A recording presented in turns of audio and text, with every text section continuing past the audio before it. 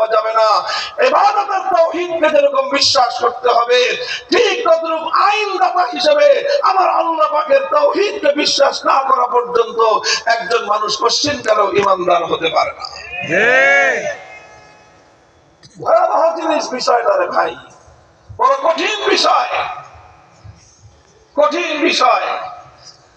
আজ আপনি তালাশ করে দেখেন, আপনার বাংলাদেশের কথাই বলি, অন্য দেশের কথা নাই বললাম। এই বাংলাদেশে আদালতে যান, যে কোনো একটা বিচার নিয়ে আপনি যান, আপনার টাকা চুরি হয়েছে, সম্পদ চুরি হয়েছে, চোরের বিরুদ্ধে মামলা করেন। আপনি ডাকাতির শিকার হয়েছেন, ডাকাতের বিরুদ্ধে মামলা করেন। আপনার নিকটজন কেউ খুন হয়েছে, খুনের বিরুদ্ধে মামলা করেন। আপনার নিকটজনের কাউকে কেউ আঘাত করেছে, জখম করেছে, এই আঘাত এবং জখমের বিরুদ্ধে আপনি মামলা করেন। আপনি যে কোনো মামলা করেন আদালতে, আদালত বিচার করবে কি করবে না? চোরের কিভাবে বিচার করবে? আল্লাহ যে আইন দিয়েছেন, আল্লাহর আইন দিয়ে চোরের বিচার করবে না মানুষের বানানো আইন দিয়ে চোরের বিচার করবে? ডাকাতের বিচার করবে ঠিক, ডাকাতের বিচার আল্লাহর বানানো আইন দিয়ে করবে না আল্লাহর আইনের বিরুদ্ধে মানুষের বানানো আইন দিয়ে করবে?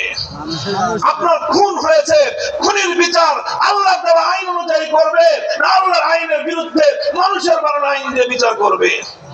আল্লাহ বলতেছেন, যারা আল্লাহর আইনের জায়গায় অন্য কারো আইন দ্বারা বিচার চায়, তারা সবাই তারাই তাগুতের গোলাম, তারা তাগুতের উপর বিশ্বাসী, তারা কোশ্চিন কারো ঈমানদার হতে পারে না।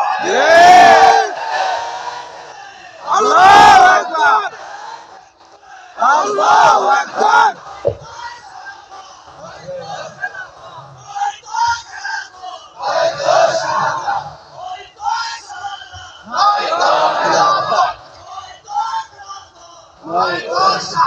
মুহতারাম হাজিরিন, বিষয়টা বড় জটিল একটা জায়গা।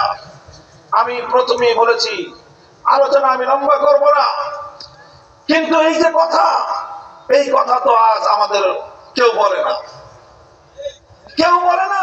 মানুষ যে এক মহা বিপদের মধ্যে আছে আমরা, এই বিপদে শুধু আপনি না, সাধারণ মানুষ না, গোটা দেশের সব মানুষ এই বিপদের মধ্যে আছে।